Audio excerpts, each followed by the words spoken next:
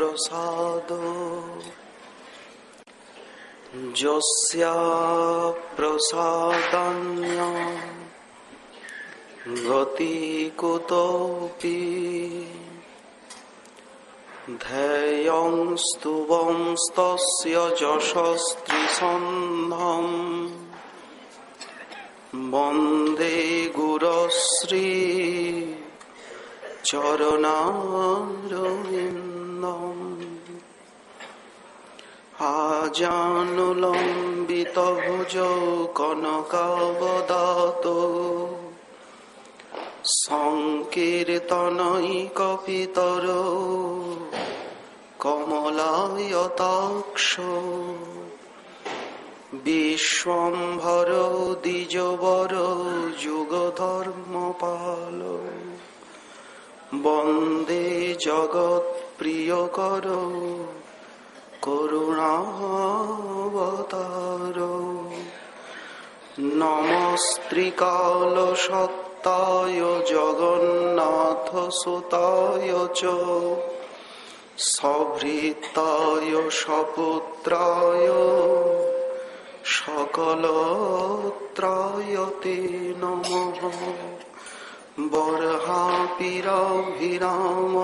मृगमदतिलकं कुण्डलाक्रान्तगण्डं कञ्जाक्षं कम्बुकण्ठं स्मितसुभगमुखं स्वाधरीनस्तवेनुं श्यामं शान्तं त्रिभङ्गं रविकरवसनं भूषितं वैजयन्ता वन्दे वृन्दावनस्थं युवतिशतवृतं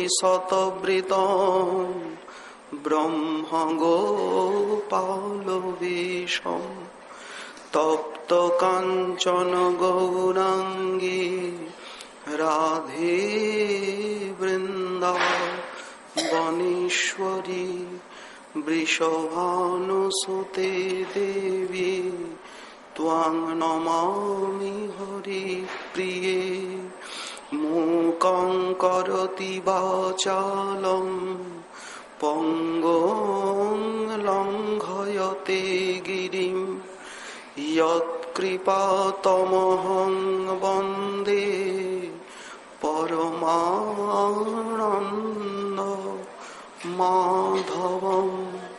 वाञ्छाकल्पतरुभ्यश्च कृपासिन्धुभ्य एव च पतितानां पावनेभ्यो वैष्णवेभ्यो नमो नमः। हरिभक्तिपराजे च हरिनामपरायण दुर्वृत्ता वा सुवृत्ता वा तेषां नित्यं नमो नमः। नमो धर्माय महते नमो कृष्णाय वेधसे ब्राह्मणेभ्यो नमस्कृत्य धर्मान् वक्षे सनातनं नारायणं नमस्कृत्य नरं चैव नरोत्तमं देवीं सरस्वतीं व्यासं ततो जयमुदीरयेत्। जय रूप सनातन भट्ट रघुनाथ श्रीजीव गोपाल भट्ट दास रघुनाथ। এই ছয় গোসাইয়ের করি চরণ বন্দন, যাহা হইতে বিঘ্ন নাশ অভীষ্ট পূরণ। দুর্গমে পথিমেন্ধস্য স্খলৎপাদগতির্মোহ সকৃপা যষ্ঠিদানেন সন্ত সন্ত বলম বনম।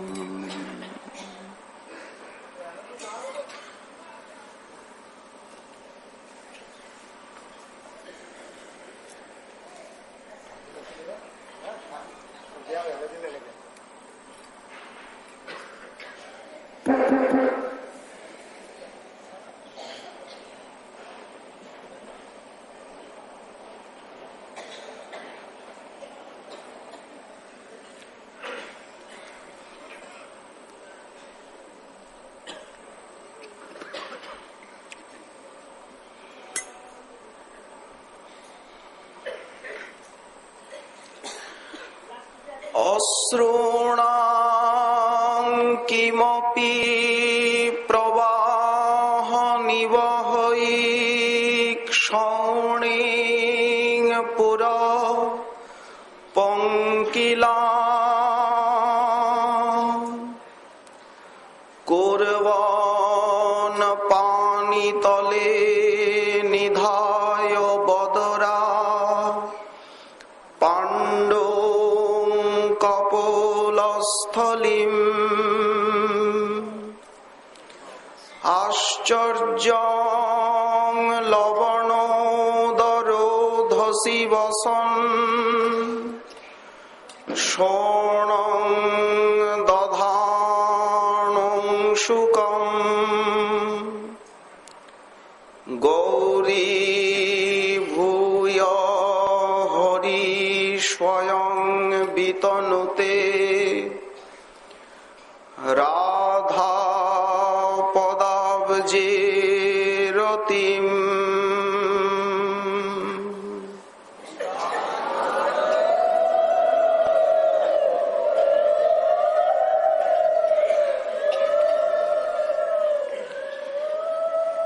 কলিযুগ পাবনাবতার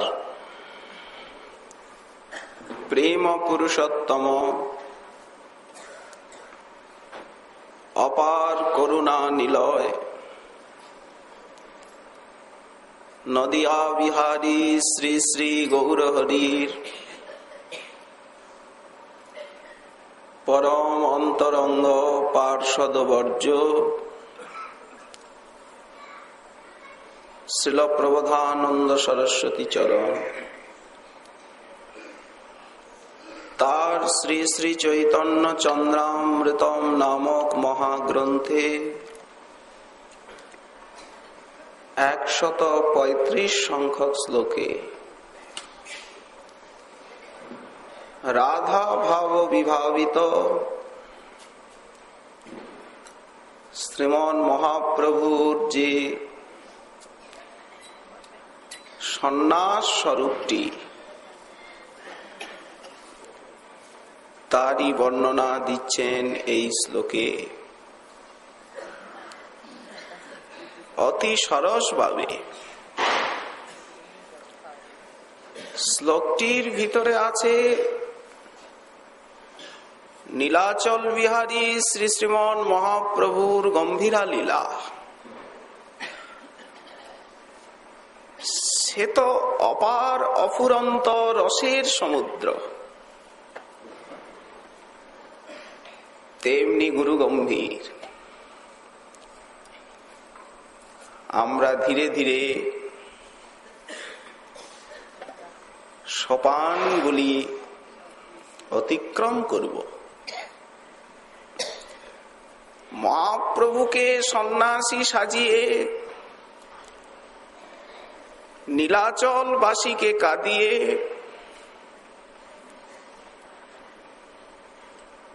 আমাদিগকে মহাপ্রভুকে নিয়ে আসতে হবে গম্ভীরায়, লবণ সাগরের তীরে। তবে এই শ্লোকের ব্যাখ্যা মাধুরীর হবে পূর্ণ প্রকাশ। এখন তো আমাদের ভূমিকা প্রস্তাবনা, আংশিক বিকাশ। সন্ন্যাসের ভূমিকাই আমরা আলোচনা করে যাচ্ছি। কত গভীর, কত মন প্রাণ মাতানো, হৃদয়স্পৃক এই সমস্ত লীলা গুণগাথা। কিন্তু সময়ের নিতান্ত অভাব। জীবন হইল শেষ, না ভজিলাম ঋষিকেশ।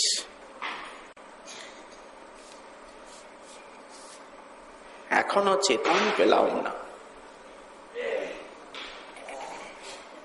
লীলা সায়রে সন্তরণের ভাগ্য হলো না। কবে হবে কি জানে, হয়তো এই জন্মে হবে না। মহাপ্রভু কেশব ভারতীকে দেখে নির্জনে যুক্তি করে নিয়ে এলেন তো নিজ গৃহে, ভিক্ষা দিলেন।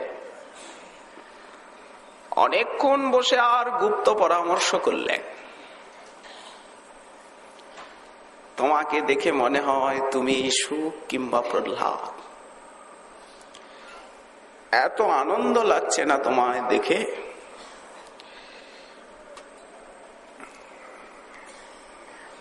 প্রভু বালকের মতো কাঁদছে।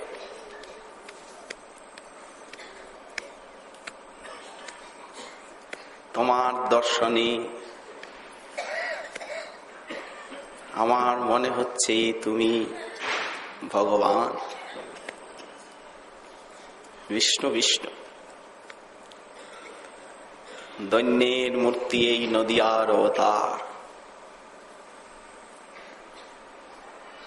সেই যে নিভৃতে যুক্তি হলো না, সেই যুক্তির পরিণতি হলো সন্ন্যাসের সংকল্প। প্রভু সতত ভাবছেন, কি করে আমি এই কার্য সিদ্ধি করব?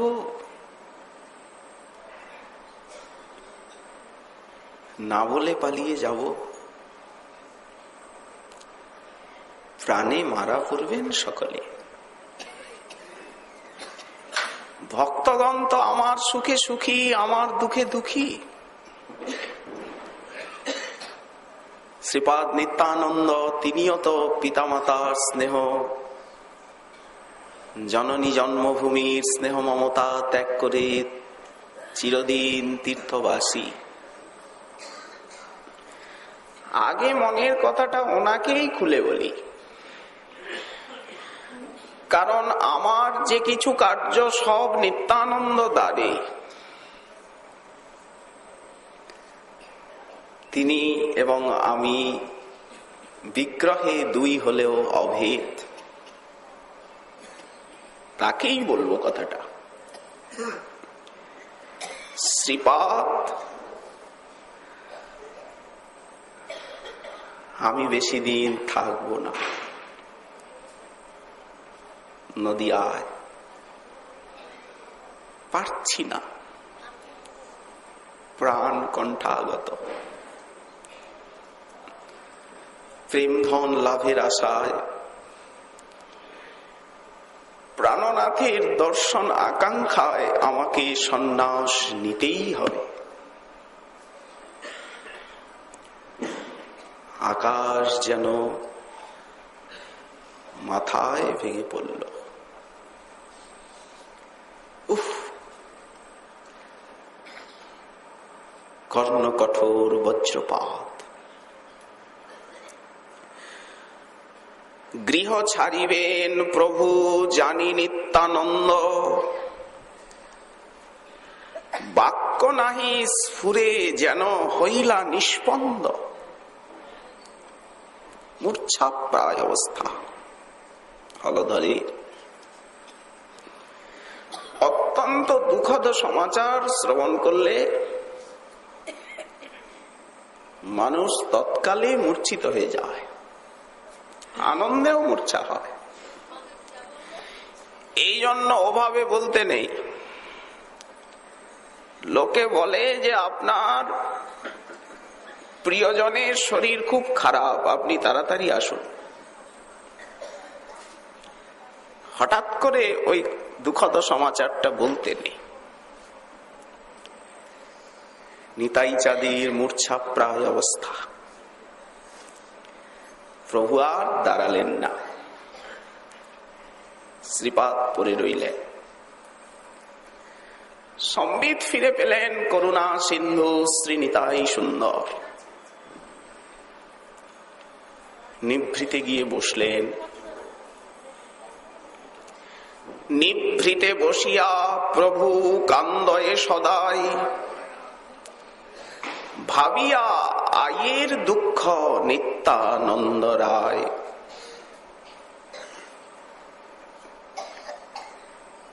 সচিমা কি করে প্রাণ ধারণ করবেন?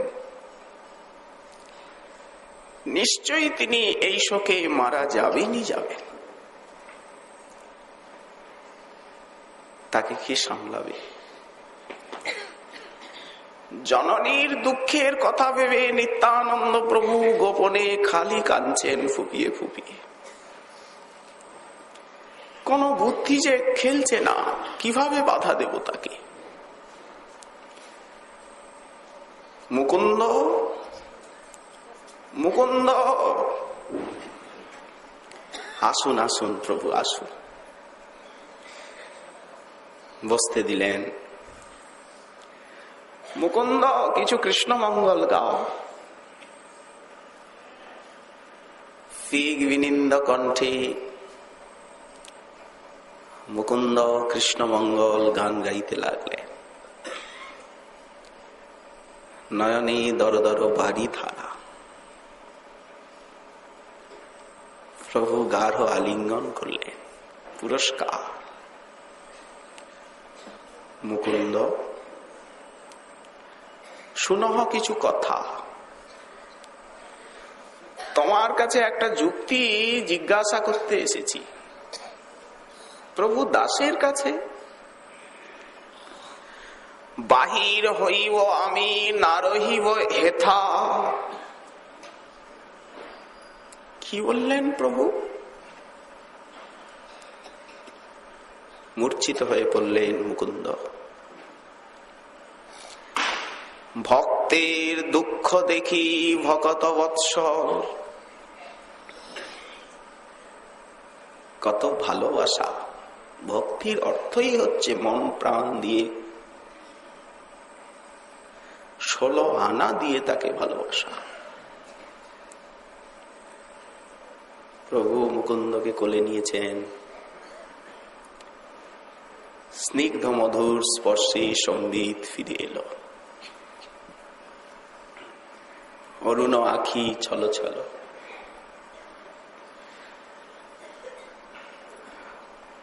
অরুণ করুণ আখি করে ছল ছল। মৃদুমন্দ হাসছে। মুকুন্দ, একটু ব্যস্ততা আছে, এখন আমি আসি। গদাধর হাত দুখানি ধরেছেন। তুমি আমার আবাল্য সঙ্গী। জন্মের থেকে তুমি কৃষ্ণ ভক্ত, অকৃতদার, বিষয়ে বিরক্ত। কিন্তু আমার উপরে তো কৃষ্ণের সেই কৃপা হলো না। গদাধর, একটা কথা বলবো?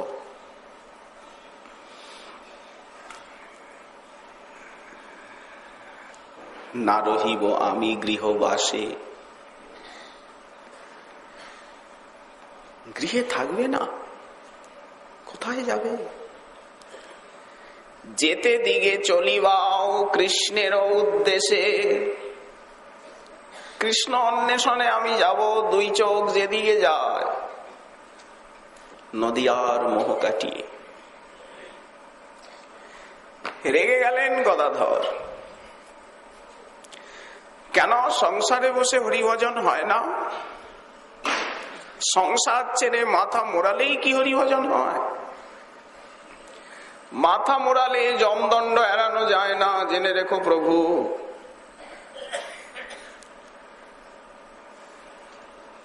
অনাথিনী মায়েরে কেমনে ছাড়িবা। প্রথমেই তো জননী বধের ভাগী হবা। তুমি ধর্ম শিক্ষা দিতে অবতীর্ণ হয়েছ, মাকে প্রাণে মেরে আর তুমি সন্ন্যাসী হবে। গৃহে থাকো, গৃহে থাকো, বনে থাকো, সদাই হরি বলে ডাকো, সুখে দুঃখে ভুলো না কো, সদাই হরি নাম সার করো রে। সন্ন্যাস নিতেই হবে, কথা কোথায় আছে?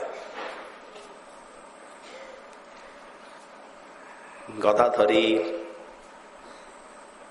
মৃদুমন্দ ভৎসনা প্রভুর কানে সুধা বর্ষণ করল। অধিকার আছে গদাধরে। গদাধরের প্রাণনাথ বলে খ্যাতি আমাদের গৌর সুন্দরের। গদাইয়ের গৌরাঙ্গ, গৌরাঙ্গের গদাধর। রুক্মিণী দ্বারকানাথ যেন একই কলেবর, অথবা শ্রীরাম জানকী যেন একই কলেবর। সেই বৃন্দাবনেশ্বরী আজ গদা রাধা, রাধা রূপ শ্রী গদাধর। আর রাসেশ্বর সাক্ষাৎ রাস রসিকেন্দ্র মৌলি, প্রেম বিলাস বিবর্ত পরিণতি আমাদের গৌর কিশোর নদিয়া বিহারী, ধ্যানের দেবতা, হৃদয় সিংহাসনের রাজাধিরাজ।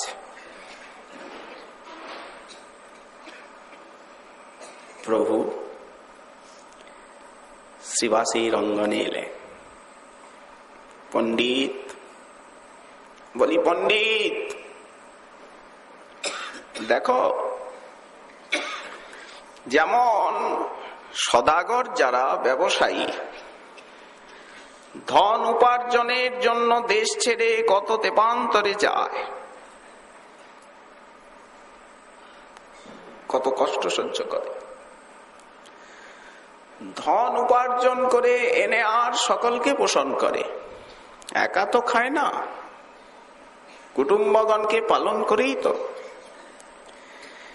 ঠিক সেই প্রকার প্রেম উপার্জনে আমি যাব দেশান্তরে, সাধু যেন নৌকা চড়ি যায় দূরদেশে, ধন উপার্জন লাগি করে নানা ক্লেশে।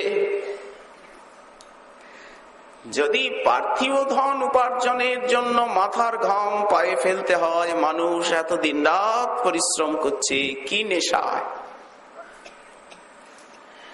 তাহলে পরম ধন যে কৃষ্ণ প্রেম, তা অর্জনের জন্য কতখানি প্রচেষ্টার প্রয়োজন। আমি প্রেম ধন অর্জনে যাব, আমিও ওই ছন আনি দিব প্রেম ধন, আনিয়া বান্ধব তোমা সবাকারে করিব পোষণ। শ্রীবাস আমি একা খাবো না, স্বার্থপর নই, আমি প্রেম অর্জন করে তোমাদিগকে দিয়ে পোষণ করব। আমাকে বিদায় দাও নদিয়ার থেকে। কি বললে প্রভু? তোমাকে নিয়ে আমরা আনন্দে নৃত্য কীর্তন করব, পাষণ্ডী দলন করব। এখনো তো সারা নদিয়া ভক্তির বন্যায় ভাসেনি প্রভু। কত তুমি আনন্দ দিচ্ছ, রাজপথে তোমায় নিয়ে আমরা কীর্তন সুখ ভোগ করছি। কাজী দলনের দিনে তুমি কি অপূর্ব সংকীর্তন লীলা প্রকাশ করলে প্রভু। সারা বৈকুণ্ঠ যেন আজ নদিয়ায় নেমে এসেছিল সেদিন। প্রভু আর কিছুদিন থাকো, আনন্দে তোমার সঙ্গে আরো নাচি গাই। বৃদ্ধ হয়েছি, কদিন বাঁচবো ঠিক নেই।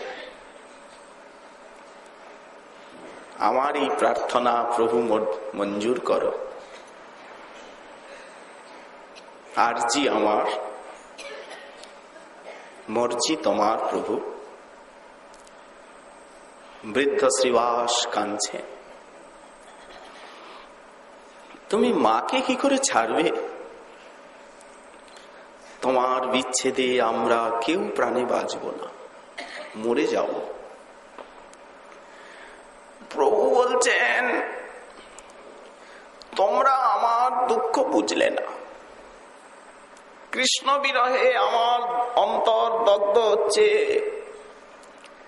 সারা জগৎটা বিষের মতো লাগছে। বৈরাগ্যানলে চিত্ত দগ্ধ হচ্ছে। আমি ভাবলাম যে তোমরা আমার অন্তরঙ্গ সাথী, মরমী জন, তোমাদের কাছে মনের কথাটা খুলে বলি। কিন্তু তোমরাও সকলে নিজের সুখের জন্য আমাকে চাচ্ছ, স্বার্থী তোমরা। আমার সঙ্গে নৃত্য কীর্তন করে আর তোমরা আনন্দ পাও, সেই সুখে তোমরা আমাকে চাইছ, অথচ আমার দুঃখ বেদনাটা বুঝছো না তোমরা। ঘোর বৈরাগ্যপূর্ণ উক্তি। ভক্তবৎসলের এই ভাব হলো যে ভক্তগণ তারা স্বার্থপর, আমার দুঃখটা বুঝছেন না, কেউ চেষ্টা কিছুতেই করছেন না। আমার বিচ্ছেদ ভয়ে তোমরা কাতর, কৃষ্ণ বিরহে মোর ব্যাকুল কলেবর। কৃষ্ণ বিরহে আমার অন্তর দগ্ধ হচ্ছে। মহা জ্বর উপস্থিত হয়ে গেছে বিরহে। দগধ ইন্দ্রিয় ভেল মহা জ্বর। বিরহে জ্বর এসে যায়। এই যে কৃষ্ণ বিরহ, আবার রাধারানীর বিরহ আরো ভয়ঙ্কর। আমাদের রণবাড়ির সিদ্ধ বাবা রাধারানী শাসন করলেন, তুমি ব্রজে এসেছ, আমার চরণাশ্রয় করে ভজন করছো একান্ত মনে আমার দাস্য পাবার নিমিত্ত। তোমার আবার চারধাম গমনের বাসনা। দ্বারকায় গিয়ে আর তপ্ত মুদ্রা ধারণ করে এলে, সত্যভামার দাসী হয়ে গেছ, তোমার আর ব্রজবাসীর অধিকার নাই। যাও যাও এখানের থেকে। ঈশ্বরীর প্রত্যাদেশ হল। বৈষ্ণবগণ তাই বললেন। সেই যে বিরহ অনল অন্তরের আগুন, সেই আগুন ধীরে ধীরে শরীরে প্রকাশ হয়ে গেল। দগ্ধীভূত হলেন বিরহানলে। সতী দেবী যেমন মহাদেবীর নিন্দা সহ্য করতে না পেরে যোগানলে করলেন, অপমানানলে করলেন প্রাণ বিসর্জন। আশ্চর্য এইসব সাধন সিদ্ধ মহাপুরুষের জীবনী। মহাপ্রভুতে সবকিছুরই পরাকাষ্ঠা। সহ্য করতে পারছি না কৃষ্ণ বিরহ জ্বালা। তোমরা বারবার মায়ের কথা বলছো, আমার অগ্নি হেন লাগে, সে হেন জননী। মায়ের কথাবার্তা, মাকে আমার আগুনের মতো লাগে। বলেন কি ঠাকুর, আপনি মর্যাদা রক্ষক, সচিমা তাকে আপনার কাছে আপনার মনে হয় আগুনের মতো? এইটি নরলীলার মাধুর্য। আসলে তত্ত্ব তো তা না। মাতৃভক্তগণের প্রভু হন শিরোমণি, সন্ন্যাস লইয়া সদা সেবেন জননী। কিন্তু এখন বলছেন মাকে মনে হয় আগুনের মতো, বিষ মাখানো স্বরের মতো মনে হয় মায়ের কথাগুলি। মা আমার মহান্ধ, তোমরা আমাকে বিদায় দাও। ধরিয়া যোগীর বেশ যাব আমি দেশে দেশ, যথা লাগি পাও প্রাণনাথের উদ্দেশ্যে। প্রাণনাথকে খুঁজতে যাব, যিনি কানাইয়ের নাটশালার ওখানে আমায় একবার দেখা দিয়েছিলেন। প্রভু খুঁজে আবার ঘরে আসবেন? বললেন না না, যোগী হয়ে চিরকালের তরে চলে যাব, আর কোনদিন আসবো না। বলে প্রভু উচ্চেশ্বরে কাঁদছেন, হা কৃষ্ণ, হা প্রাণনাথ, হা করুণা সিন্ধু, হা দীনবন্ধু।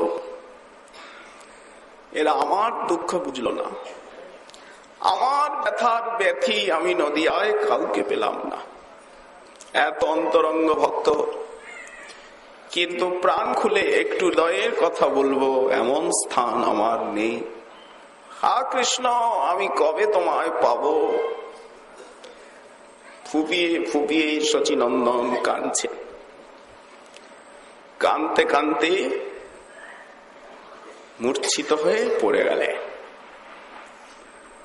আলু থালু কেশ, বিগলিত বেশ, ইহা বলি কান্দি প্রভু ধরণী পড়িয়া। ভক্তগণ শুশ্রূষা করে প্রভুর সঙ্গীত নিয়ে এলেন। ভক্তগণ, আমি অবশ্য সন্ন্যাসী হবই হব।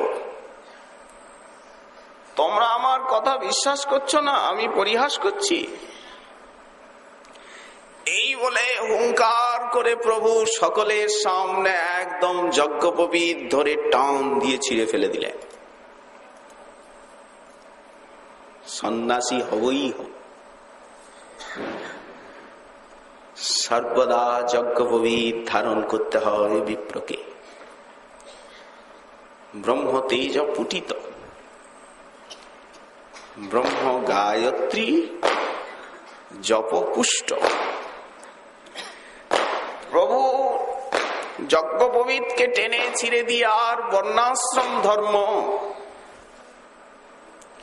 এত সব ছাড়িয়ার বর্ণাশ্রম ধর্ম অকিঞ্চন হইয়া লয় কৃষ্ণৈক শরণ। তীব্র বৈরাগ্যের আবেশ। ভক্তগণ বুঝলেন রাখা যাবে না।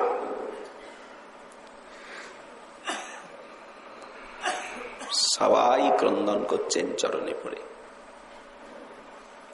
হাহাকার করে। প্রভু কিছুই মানবেন না। তোমরা কেঁদে আরো আমার দুঃখ দিচ্ছ, তোমরা আমার পথের পথিক হলে না, ব্যথার ব্যথি হলে না, সাথের সাথী হলে না। দেখো, এই মতো আছে আর দুই অবতার, কীর্তন আনন্দ রূপ হইবে আমার। তোমরা কেঁদো না, কৃষ্ণ কৃপা করুন আমার। যা সংকল্প করেছি তা তো করবই। গোপন কথা বলে রাখি, আমার আরো দুই অবতার হবে। তোমরা সেই দুই অবতারে আমার সঙ্গে আরো বিহার করতে পারবে কীর্তনানন্দ। যদি বলো যে মিছে কথা বলছো তুমি, সন্ন্যাসে আমরা মনে করি কোনো প্রয়োজনই নেই। তুমি চাও প্রেম, সন্ন্যাস তুমি কেন নেবে? ভক্তগণ, আমি স্বার্থপর নই। লোক রক্ষার নিমিত্ত সে আমার সন্ন্যাস। এতে কে তোমরা সব চিন্তা করো নাশ। লোকমঙ্গলের জন্য, ত্রিভুবন কল্যাণের জন্য আমার সন্ন্যাস। বলে ফেললাম, কিছু মনে করো না। কৃষ্ণ মুখ দিয়ে বের করিয়ে দিলেন, তোমরা চিন্তা নাশ করো। প্রেম আলিঙ্গন প্রভু পুনঃ পুনঃ করে, এতেক বলিয়া প্রভু সবারই বুকে ধরে। অশ্রুজলে ভিজিয়ে দিচ্ছেন ভক্তগণের মস্তক। আমায় বিদায় দাও। আমি তো একটা পরামর্শ তোমাদের সঙ্গে চাইলাম। এর অর্থ কি এই নাকি যে আমি আজই চলে যাচ্ছি, এক্ষুনি যাচ্ছি? কবে যাব, কখন যাব, কৃষ্ণ কবে নেবেন উনি জানেন। মনের কথাটা বললাম আর কি। সকলকে গাঢ় আলিঙ্গন করলেন। বেলা হয়ে গেল। এদিকে বিষ্ণুপ্রিয়া দেবী তিনি পিতৃআলয়ে আছেন। কয়েকদিন হলো শচীদেবী গৃহে একা। কথাটা গোপন থাকলো না, বাতাসেরও কান আছে। নদিয়ায় রাষ্ট্র হয়ে গেল। যে শুনছে সেই হায় হায় করছে। ৬৭ বছরের বৃদ্ধা শচী, শোকের উপর শোক, শোকের উপর শোক, চিন্তা চিতা দগ্ধ করছে তাকে। তিনি কি প্রাণে বাঁচবেন? এই দেখো ১৪-১৬ বৎসরের ছেলে সন্ন্যাস নিয়ে চলে গেল। বিশ্বরূপ জগন্নাথ মিশ্র অকালে চলে গেলেন। পুত্রেরও এই অবস্থা। অভাব অনটন সংসারে তো কম বেশি সকলেরই থাকে। নিমাইকে তো উনি কিছু বুঝতে দেন না। সবাই হায় হায় করছে।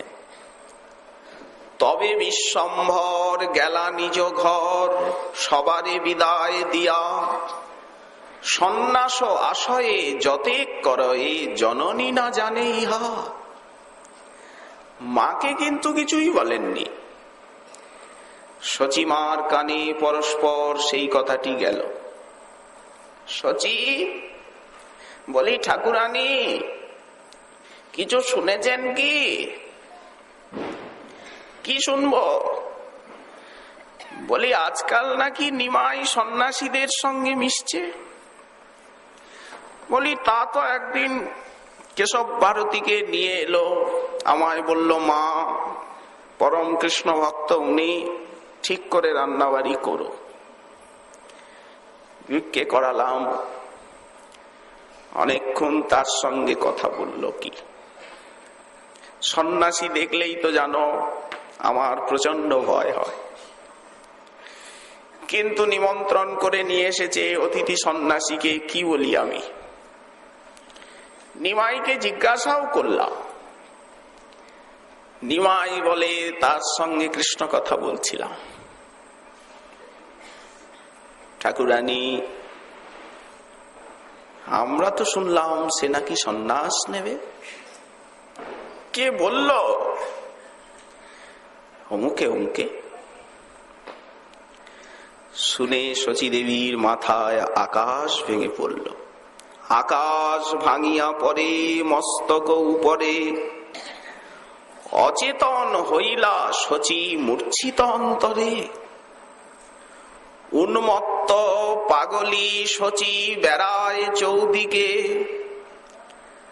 যারে দেখে তারে পুছে সর্বনবদ্বীপে। ওগো, তোমার কাছে কি নিমাই কিছু বলেছে? বলি, নিতাই, সত্য করে তো বল বাছা, তোকে গম্ভীর লাগছে কেন? নিমাই কি তোর কাছে কিছু বলেছে? মা তা তো কিছু বলেননি উনি। সবাই গোপন করে যায়। তবে দেবী শচী রানী কহে মন কাহিনী, হিয়া দুঃখে বিরস বদন, মুখে না নিঃস্বরে বাণী, দুনয়নে ঝরে পানি, দেখি বিষ্ণু প্রিয়া অচেতন। প্রিয়াজির পিত্রালয় বেশি দূর না, ওই যে মালঞ্চপাড়ায়। সনাতন মিশ্র রাজপণ্ডিত, নবদ্বীপের মধ্যে অত্যন্ত সম্পন্ন ব্যক্তি। প্রিয়াজি শুনতে পেলেন এই কথা। তিনি একজন দাসীকে সঙ্গে নিয়ে উপস্থিত। মা শচী দেবী বধূমা তাকে কোলে তুলে নিলেন। মা, তুমি কাঁদছো কেন? তুমি কাঁদলে আমার নিমাইয়ের অমঙ্গল হবে। মা, কি শুনছি, এটি কি সত্য? শচী দেবী পুত্রবধূকে বুকে নিয়ে কাঁদছেন। লোকে আমায় ভাগ্যবতী বলে মা, তবে একটা বিশ্বাস, তুমি কেঁদো না। বিষ্ণুপ্রিয়ে বলি কি, নিমাই সেদিন আমাকে বলেছিল, মা যদি কিছু করি তো তোমার আজ্ঞা ছাড়া তো কিছু করব না। আমি কি তাকে আজ্ঞা দেব নাকি? আমি তাকে প্রাণ থাকতে সন্ন্যাসে কখনোই অনুমতি দেব না। মা, তুমি কেঁদো না।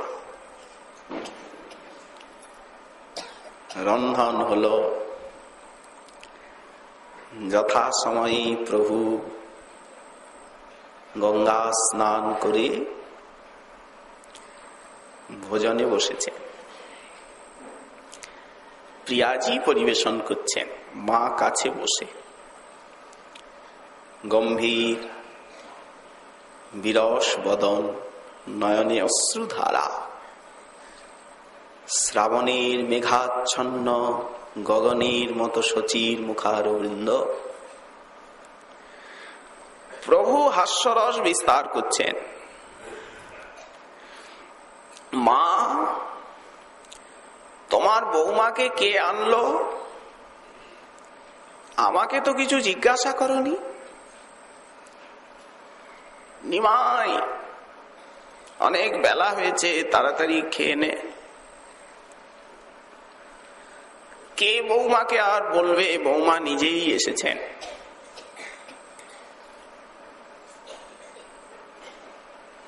শচী দেবী গম্ভীর। যতটুকু কথাবার্তা হয় এই ভোজনের সময়ই দু চারটে সাংসারিক কথা। প্রভু গৃহে থাকেন কখন?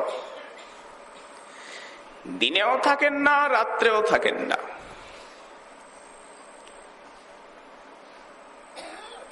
প্রভু যেন দেখেও দেখছেন না। ভোজনের পর বসেছেন নির্জনে। শচী ঠাকুরানী নিকটে গেছেন। শুধাইতে নারে কথা, অন্তরে মরম ব্যথা, লোক মুখে শুনি কানা ঘুষা। ইঙ্গিতে বুঝল কাজ, পড়িল বিষমবাদ, চেতন হরিল সেই দিনা। নিমাই, তোকে একটা কথা জিজ্ঞাসা করব। গম্ভীর, তুই সদুত্তর দিবি?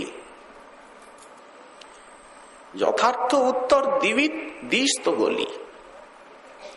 মা তুমি আজকে এইরকম কেন বলছো?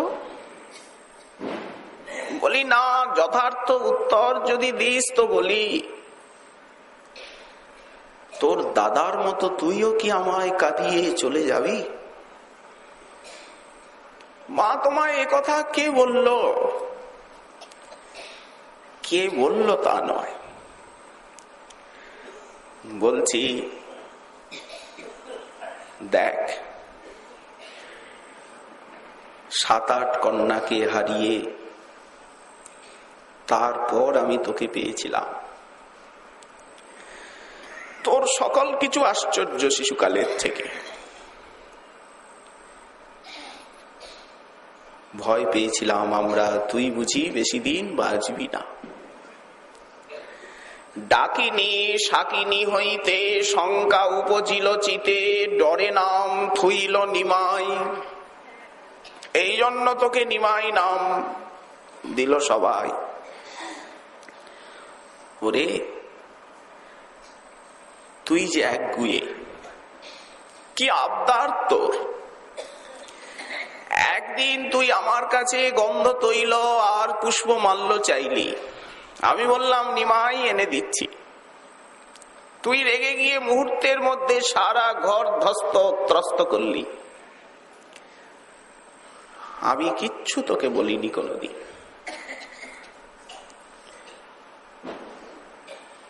যেদিন বিশ্বরূপ সন্ন্যাস নিয়ে চলে যায়, তুই আমায় বলেছিলি, মা হে পিতা, দাদার মতো আমি নিঠুরাই করব না, সারা জীবন তোমার সেবা করব। তুই তো ভুলে যাস, আমি তো ভুলিনি। দেখ, আমরা তো কোনো ধনী নই, তথাপি তোকে আমি 2 বিবাহ দিলাম। বৌমা আমার 14 বৎসরের বালিকা, কোনো অপত্য সন্তান কিছুই লাভ করেনি। আমার সাধের সোনার সংসার। লোকে আমায় ভাগ্যবতী বলে, সবাই প্রশংসা করে নদিয়ার। তুই যদি এই অবস্থায় আমাকে ছেড়ে চলে যাস, আমি নারায়ণের শপথ করে বলছি যে নাই আমি গঙ্গায় ডুবে মরবো, নাই আমি বিষ খাবো। নিমাই, তুই আমাকে বধ করে তারপর সন্ন্যাস নে। আগে আমি মরবো, তারপরে বৌমা মরবে। এইবার তুই সন্ন্যাসী হয়ে ঘুরে বেড়া। প্রভু গম্ভীর, শচীদেবী ফুফিয়ে ফুফিয়ে কাঁদছে। ওরে, তোর ভক্তরা তোকে দয়াময় বলে, ভগবান বলে। সর্বজীবে নাকি তোর দয়া, সব জীবে তোর দয়া, মোরে অকরুণ। কি জানি কি লাগি বিধাতা দারুণ। তুই নাকি সবার প্রতি করুণ, আর বিধাতা আমার উপরেই তোকে অকরুণ করলো। নিমাই, তরুণ বয়স তোর, এই বয়সে সন্ন্যাস নিতে নেই বা। গৃহস্থ আশ্রমে থাকতে হয় যুবক অবস্থায়। এই 24 বৎসর তোর শেষ হতে চলেছে। ফাল্গুন এলে তুই 25-এ পা দিবি। দেখ, কাম ক্রোধ লোভ মোহ যৌবনে প্রবল। তোকে ওরা ভগবান বানাক, তোর ভক্তেরা। আমি তোকে কোনোদিন ভগবান বলে জানিও না, মানিও না, মানতে পারবো না। কাম ক্রোধ লোভ মোহের অত্যাচার জানবি নিমাই, যৌবনে প্রবল থাকে। সন্ন্যাস কখনো যৌবনে সফল হয় না। এটা কলিকাল, মনে রাখবি। তোর মতো আমি অত লেখাপড়া করিনি, তবে কিছু শুনেছি। আমার বাবাও নবদ্বীপের প্রখ্যাত বিদ্বান, আর তোর বাবাও নবদ্বীপের বিশিষ্ট বিদ্যা। শুনেছি তাদের মুখে। মনের চাঞ্চল্য কলিযুগে নিবৃত্ত না হয়, আর মনের চাঞ্চল্যে হয় সন্ন্যাসের ক্ষয়। তুই সন্ন্যাসী সাজলেই হলো? আমার কি কোনো জ্ঞানগম্যি নাই? দেখ, এই জন্য বলি, আমি তো কোনোদিন তোকে বাধা দিই না। বৌমা তো মাটির মানুষ, আমার গৃহলক্ষ্মী। এই যে তুই রাতের পর রাত থাকিস না, দিনের পর দিন থাকিস না, তোর আসার ঠিক নাই, খাওয়ার ঠিক নাই, কোনদিন বৌমার মুখ মলিন দেখিনি। তুই কেন সন্ন্যাস নিবি রে, আমার সোনার সংসারকে ছারখার করে? মা কাঁদছেন। কি অপূর্ব নদিয়ার অবতার গৌর ভগবানের এই সন্ন্যাস লীলা। আজ দীপান্বিতা, দীপাবলি, হিন্দিতে দেওয়ালি। কার্তিক মাসে ভগবানের শ্রীমন্দিরে দীপদান, আকাশ প্রদীপ দান ভজনের একটি অঙ্গ। যতগুলো নিয়ম আছে না, তার মধ্যে দীপদান একটি অঙ্গ। রোজই দীপদান করতে হয়। ক্ষণকাল নাকি শ্রীমন্দিরে দীপদান করলে অখিল জন্মের পাপ তাপ বিলয়ং জান্তি কার্তিকে। এত দীপদানের মহিমা। এই জন্য আজকের দিনে ভক্তগণ দীপমালিকা রচনা করে আর প্রভুর সুখবিধান করে। সারা ভারতবর্ষই আজ প্রদীপালোকে উজ্জ্বল। অপূর্ব এই তিথি। দীপান্বিতার সান্ধ্যক্ষণ প্রদীপালোকে উদ্ভাসিত। শ্রীকৃষ্ণ শ্রীমদ্ ভগবদ গীতায় বলেছেন, ভক্তের হৃদয় আমি জ্ঞান দ্বীপে উদ্ভাসিত করে দিই।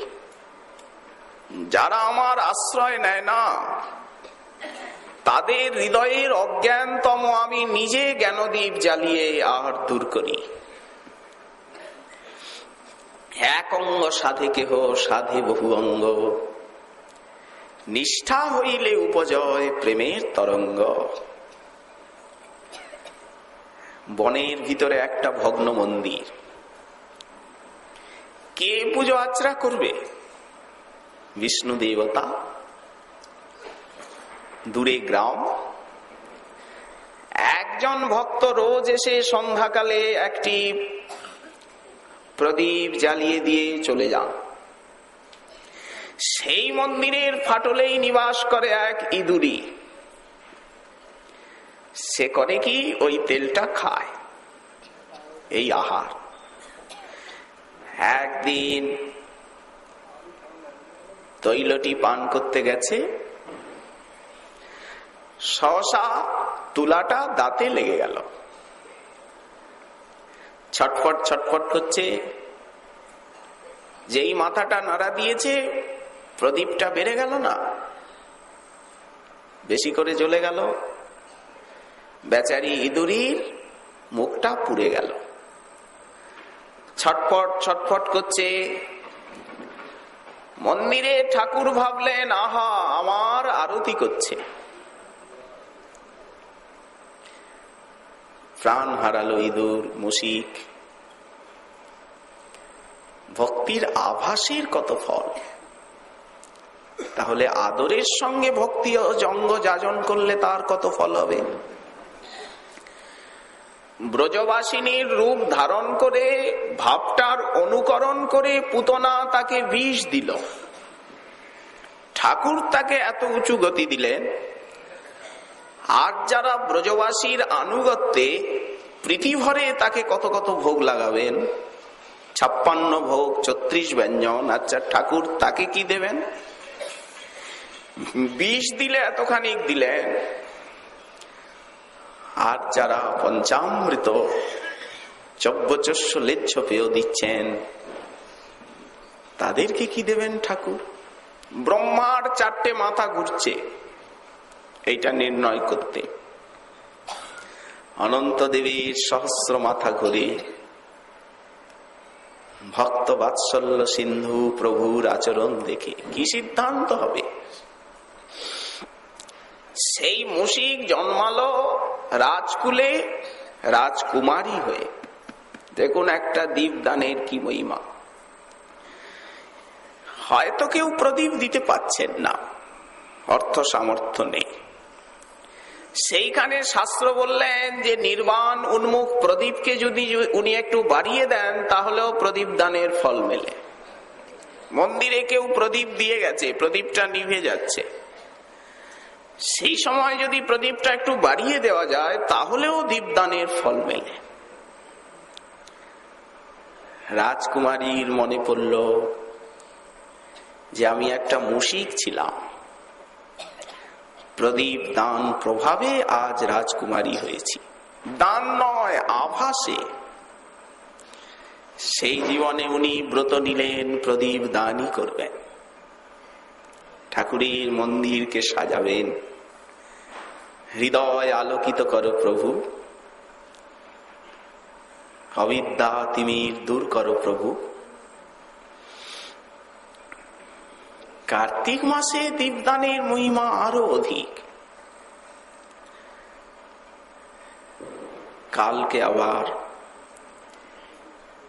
অন্নকূট মহোৎসব। কালকের তিথিতেই এই যে আপনারা গিরিরাজ পরিক্রমা দেন, এই গিরিরাজ পরিক্রমার আরম্ভ কবে হয়েছিল? কালকে। এই যে আপনারা গিরিধারী সেবা করেন, এই গিরিধারী সেবার প্রকাশ প্রকট কবে হয়েছিল? কালকে। অন্নকূট গো পূজা, গোবর্ধন পূজা আর হরিদাস বর্জ্যের আরাধনার সাথে সাথে পুরাণে পাওয়া যায় কোন সময় বামন দেব বলি মহারাজাকে বর দিয়েছিলেন। পুণ্যশ্লোক বলি কার্তিকী শুক্লা প্রতিপদের সায়ঙে প্রদোষকালে যারা তোমায় স্মরণ না করবে তাদের পুণ্য সব তোমার হয়ে যাবে। এই জন্য পুরাণে আছে বলি মহাশয়কে বিন্ধ্যাবলীর সঙ্গে কালকে প্রদোষে স্মরণ করা। হরিভক্তি বিলাসে গোস্বামী পাদে কথা বলেছে, বলি দৈত্যরাজ পূজা। কেউ কেউ বলবে যে কাল তো প্রায় 9:30 পর্যন্ত সকালবেলা অমাবস্যা আছে, কার্তিকী শুক্লা প্রতিপদে অন্নকূটের বিধান, তো সূর্যোদয়ে যে তিথি থাকবে সেই তিথিটাই তো সমগ্র দিন ব্যাপিনী মানতে হবে। পূর্ব বিদ্যা ত্যাগ সর্বত্র। গোস্বামীপদ হরিভক্তি বিলাসে বলেছেন যে কোনো শুভ তিথি পূর্ব বিদ্যা ত্যাগ করে উত্তর বিদ্যা করতে হবে, যেমন দশমী বিদ্যা একাদশী করতে নেই। এই প্রশ্নের কি সদুত্তর হবে? হরিভক্তি বিলাস গৌরী বৈষ্ণব মাত্রেরই অত্যন্ত নিখুঁত ভাবে অধ্যয়নের যোগ্য গ্রন্থ, পড়তেই হবে সদাচার জানতে গেলে। সেইখানে গোস্বামীপাদ বললেন দুইটির বেলায় পূর্ব বিদ্যা হবে। যেমন এমন যদি হয় যে রামনবমী ব্রত, অষ্টমীটা বেড়ে গেছে, নবমী ক্ষীণ হয়ে গেছে, ফলত হয়ে গেছে কি একই দিনে অষ্টমী নবমী এসে গেছে, তারপরের দিন দশমী। এখন সেইখানে যদি কেউ মনে করেন যে অষ্টমী বিদ্যা নবমী কি করে করব, রামনবমী চৈত্র শুক্লা নবমী, দশমীতে ব্রত করতে হবে হিসাব মতো, পূর্ব বিদ্যা ত্যাগ, তাহলে একাদশীতে পালন করতে হয়। দুটো ব্রত একসঙ্গে হয় না। সেইখানে গোস্বামীপাদ সিদ্ধান্ত করছেন এক্ষেত্রে পূর্ববিদ্যা চলবে খালি রামনবমী ব্রতে, যদি নবমী ক্ষয় হয়ে যায়। আচ্ছা, এইভাবে যখন হরিভক্তি বিলাসে ষোড়শ বিলাসে উনি অন্নকূটের কথা আলোচনা করছেন, গোবর্ধন পূজা, গোপূজা, সেইখানে লিখছেন যে অমাবস্যা সংযুক্ত প্রতিপদে এখানেও পূর্ববিদ্যা গ্রহণযোগ্য হবে। কিছুটা অমাবস্যা আছে, অল্প 3 ভাগ প্রতিপদ আছে, সেখানে ওই দিনই পূর্ব দিনই মানতে হবে। দেখবেন আপনারা হরিভক্তি বিলাস, কেন পরের দিন যদি প্রতিপদ থাকে, পরশু দিনও তো প্রতিপদ আছে প্রায় 11:15 পর্যন্ত, তারপরে দ্বিতীয়া, পরদিন করলে কি ক্ষতি? বললেন চন্দ্রোদয়ের সম্ভাবনা আছে। তো মাত্র 2টো জায়গায় সর্বত্র পূর্ববিদ্যা ত্যাগ, কিন্তু অন্নকূটের জায়গায় আর রামনবমীর জায়গায় গোস্বামীপাদ বাধ্য হয়ে প্রয়োজন বসে শাস্ত্রবাণী চয়ন করে আর বিদ্যাকে স্বীকার করেছে। এই জন্য হরিভক্তি বিলাসের মতে কালকেই প্রকৃত অন্নকূট, গিরিরাজের আরাধনা, সে এক কি আনন্দ উৎসব ব্যাপার। শ্রীমদ্ ভাগবত, হরিবংশ, বিষ্ণু পুরাণ সব জায়গায় এই লীলা বর্ণিত আছে। গর্গ সংহিতা। আজকে যে দীপান্বিতা তিথি, এই দীপান্বিতা তিথিতে সমগ্র ব্রজবাসী গোবর্ধন আরাধনার নিমিত্ত প্রতি বৎসর গোবর্ধন তটে আসেন। মানস গঙ্গায় দীপদান লীলা হয়, সারা মানস গঙ্গাকে প্রদীপে সাজানো হয়। রাধারানী রাধা কুণ্ড তটে যে মাল্যহারি কুণ্ড, সেই কুণ্ডের কুঞ্জবনে বসে আর উনি যে মুক্তামালা গ্রন্থন করছিলেন, রাধারানীকেই সাজাবেন সখীগণ। সহসা শ্রীকৃষ্ণ যে সেখানে এসে বললেন যে আমায় কিছু মুক্তা দাও ললিতে।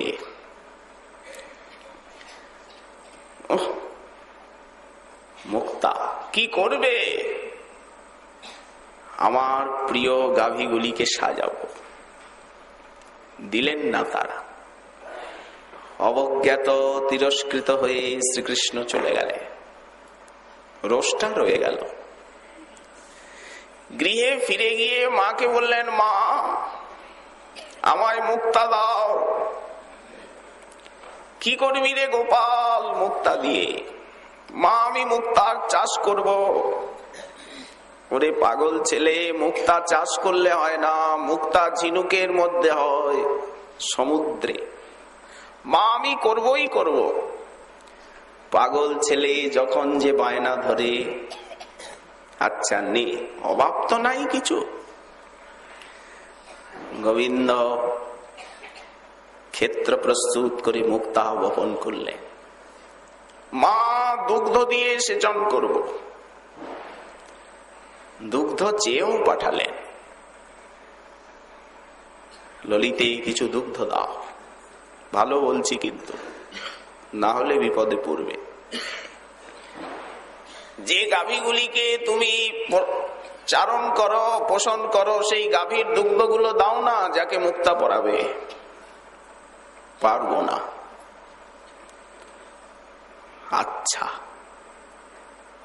ধীরে ধীরে মুক্তা লতা বেরোলো। কি অদ্ভুত পুষ্পের সৌরভ, দিগন্ত আমোদিত। শ্রীকৃষ্ণের আনন্দ। মাকে টেনে নিয়ে দেখান, দেখো মা, কেউ কোনোদিন দেখেনি এমন লতা, এমন পুষ্প। ধীরে ধীরে মুক্তা হলো। গোবিন্দের কি গর্ব, কে দেখে? ছড়াছড়ি মুক্তার বহু মূল্যবান। গরুর গলায় মুক্তা, ছাগলের গলায় মুক্তা। আর সেই দিকেই নিয়ে যান যেদিকে ব্রজাঙ্গনা গো। সখী, ওর এই গর্ব মোটেই ভালো লাগে না, আমিও মুক্তার চাষ করব, রাধারানী বললেন। হট করে শ্রীকৃষ্ণের সঙ্গে রাধারানীও মুক্তা বপন করলেন। ওর থেকে সর্বপ্রকারে ভালো হবে। কি অপূর্ব ব্রজলীলা।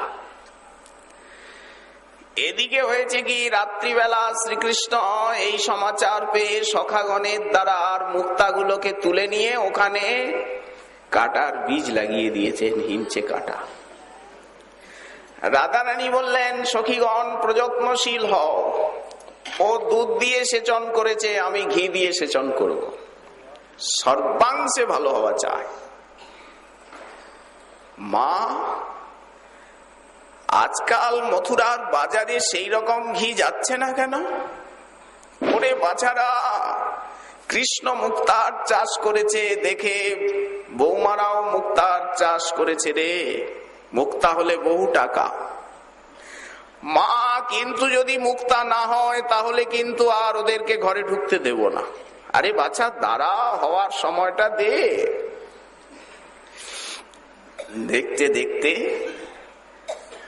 শেষে কাটা গাছ বেরিয়ে গেল। কি দুঃখ বেদনা। পূর্ণমাসী নান্দিমুখীর কাছে মন্ত্রটা শিখে নেব। মন্ত্র আবার কিসের? কোন মন্ত্র না, চিন্তামণিময় ব্রজভূমি, ওই ভূমির প্রভাবে হয়েছে। আচ্ছা বলো দেখি, তোমরা যে অত মূল্যবান মুক্তা ওই নির্জন প্রান্তরে বপন করে দিয়েলে, রাত্রিবেলা কোনো পাহারা রেখেছিলে কি? বললেন, তা তো রাখিনি। আর কি? সব নিয়ে গিয়ে কাটা আর বপন করে দিয়েছে, কাটার বীজ, হিঞ্চে কাটার বীজ। এখন কি করা যায়? শ্রীকৃষ্ণ মুক্তার দোকান সাজিয়ে বসেছে, বিক্রয় করবে। শেষে বাধ্য হয়ে যেতে হলো, কিছুতেই দেবেন না। কত হাস্য পরিহাস রস। মূল্য চাইছেন রাধারানীর অঙ্গ প্রত্যঙ্গ। শ্রীমৎ রঘুনাথ দাস গোস্বামী চরণ একটি গ্রন্থই রচনা করেছেন, মুক্তা চরিত। শ্রীরূপ গোস্বামী চরণ তিনি ললিত মাধব নাটক রচনা করে পড়তে দিয়েছিলেন রঘুনাথকে। সে বিরহরস কাব্য।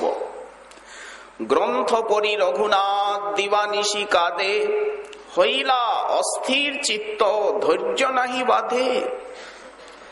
বিরহে পাগল হয়ে গেলেন। তখন তারই প্রাণ রক্ষার জন্য শ্রীমদ রূপ গোস্বামী চরণ তিনি সম্ভোগ রস বর্ণনাময়ী কেলি কৌমুদী রচনা করলেন। গোবর্ধন দান ঘাটিতে পথ অবরোধ, ছুঁই অনা নীলাজ কানাই, আমরা পরের নারী, পর পুরুষের পবন পরশে সচিলে স্নান করি। রঘুনাথ, এই যে একখানি গ্রন্থ, এটি পড়ো, ওটি কিছু শোধন কাজ বাকি আছে, এই ছলে চেয়ে নিলে। সেই দান কেলি কৌমুদী গ্রন্থ আস্বাদন করে রঘুনাথের প্রাণ রক্ষা হলো। আনন্দে হৃদয় ভরে গেল। যেমন একটা কলসি যদি পূর্ণ হয়ে যায়, কানাবে ধারা পড়ে না, ঠিক সেই প্রকার সেই দানকেলি কৌমুদী আস্বাদনে আনন্দোন্মত্ত রঘুনাথের হৃদয় থেকে সেই লীলা রস লহরী স্রোত বেরোলো। একটি হচ্ছে দানকেলি চিন্তামণি আর মুক্তাচরী, দুইটি বিপুল হাস্য পরিহাসময়ী লীলা। আজকের তিথিতে সেই লীলাও আমরা কিঞ্চিৎ শ্রবণ কীর্তন করি।